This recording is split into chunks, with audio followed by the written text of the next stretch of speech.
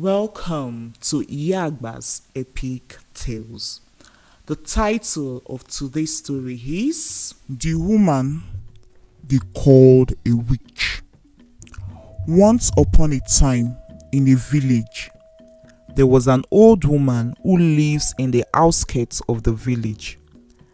This old woman was called Mama Nwadiuto.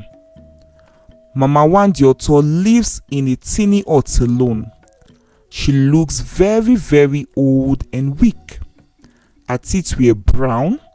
She had a lot of wrinkles on her face and large eyes which made her look scary. Mama Nwadiuto is rumored to be a witch because all her family members had died mysteriously several years ago, and only she had survived. And so, people stayed away from her. They always referred to her as the old witch. Children run away from her whenever they see her.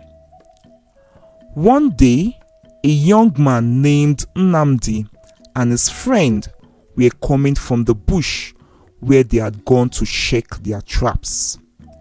Suddenly, the young man Nnamdi was bitten by a poisonous snake, and before his friend could get help, Nnamdi died from the snake bites. His friend, confused and sad, rushed to tell members of Nnamdi's family about the incident. But when the friend returned to the scene with Nnamdi's brother, they couldn't find Nnamdi's body, and so they started searching for him. After much search and being unable to find his body that night, his friend was accused of having a hand in the disappearance of Nnamdi. But Nnamdi was in Mama Nwadiuto's hut. Mama Nwadiuto had found Nnamdi lying dead on the bush path and had carried him to her hut. And with some magical power, she brought Nnamdi back to life. The next morning, Nnamdi was awake and strong. He opened his eyes and realized that he was in a strange hut. He saw Mama Nwadiuto staring at him, and out of fear, he stood up immediately and ran out of the hut. However, as he ran, he stopped midway when he remembered that he had been bitten by a snake the evening before and had went unconscious and remembered nothing else thereafter. Where was his friend, and why was he in the old witch's hut? Did he spend the night at the old witch's hut? How come she didn't harm him or try to stop him from running away from her? Nnamdi wondered. After much thoughts, and in a bid to get answers to the questions in his head, he summoned courage and decided to return to Mama Nwadiuto's hut. When he returned, he saw her cooking by the fireside. "Is my blood and my flesh too bitter, and that's why you could not eat me?" Nnamdi asked Mama Nwadiuto. "I don't eat human flesh, nor do I drink human blood. I only drink water, eat plants, vegetable, and animals' meats," Mama Nwadiuto replied. "But you are a witch and you eat people," Nnamdi said again. "What makes a person a witch? Is it being too beautiful, or being afflicted by calamity, or living a very long and old life?" Mama Nwadiuto asked him. "You killed all your family, so only you could live," Nnamdi replied her. "Why would someone who is sensible choose to get married, go through the pain of childbirth 3 times, and then kill her husband and 3 children just to live a long and miserable life. What a price to pay to just be a witch. It is such a stupid life, Mama Nwadiuto said to Nnamdi. Nnamdi thought about what the old woman had said and realized that she was right.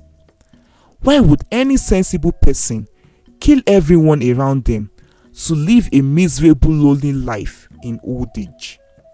And with this, he doubted if Mama Nwadiuto was a witch, as everyone had called her. So, he asked her to tell him about herself. Mama Nwadiuto sighed and began a story.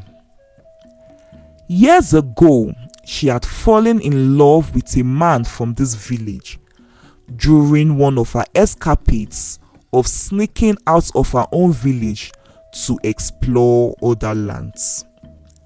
She was from a strange land, a land hidden. The land was called the Pure Land, where everyone from the land possessed special magical powers used only for the good of mankind. These people hid themselves from the people of other world, whom they termed evil. Few natural men who knows about these people believe that they had gone extinct and exist no more, because they have hid themselves and cannot be found. So, it was a taboo for anyone from the land of the pure to marry someone from another land, as they are meant to marry themselves only to maintain the purity in their land. But Wandjioto was stubborn and insisted on marrying the young man she had met from a distant land and had left her village to stay with him. They lived together happily and had 3 children until years later, when they were afflicted by a sudden illness, and all of them died one after the other. Only Nwadiuto survived. Nwadiuto was young when she had left her own land, and so she had not mastered how to use her magical powers. And because of that, she was unable to do anything, though she had wanted to. She had really wanted to save her husband and children from dying, but she could do nothing to save them. She cried and wished for death also, but death would not take her. She didn't have the courage to go back to her village due to shame and her stubborn acts and disrespect for her land and parents in the past. So she stayed back in the village where she had been ostracized and had been living alone since then. However, the spirit of her mother had appeared to her many years later to ask her to go back home. Her mother had died and her spirit could not find rest because she had died without seeing her daughter and settling their differences. Wandjioto still refused to go back home, and in order to help her and ease her burden and sorrow, the spirit of her dead mother taught her how to use the magical power which lies within her. It was this power she had used to carry Nnamdi to her hut and brought him back to life. After hearing this, Nnamdi felt sorry for her. "I apologize for calling you a witch. I would let the whole village know you are not a witch and how good you are and how you have saved my life," Nnamdi told her. That evening, when Nnamdi got home, he related all that happened and the story of the old woman to his family and friends.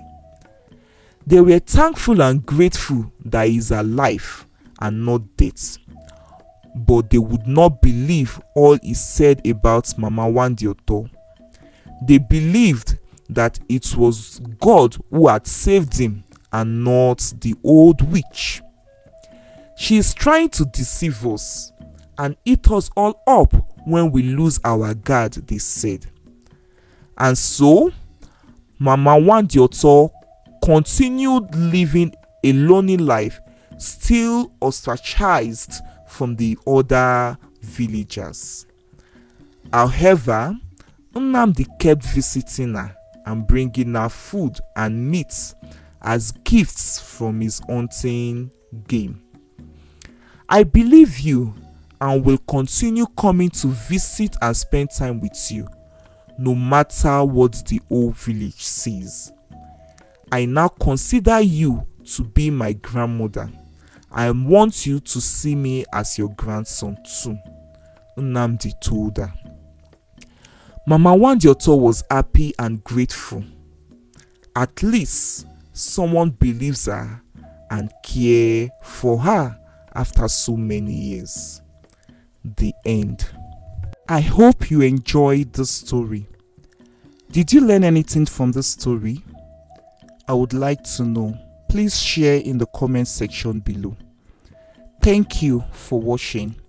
See you in our next video. Bye.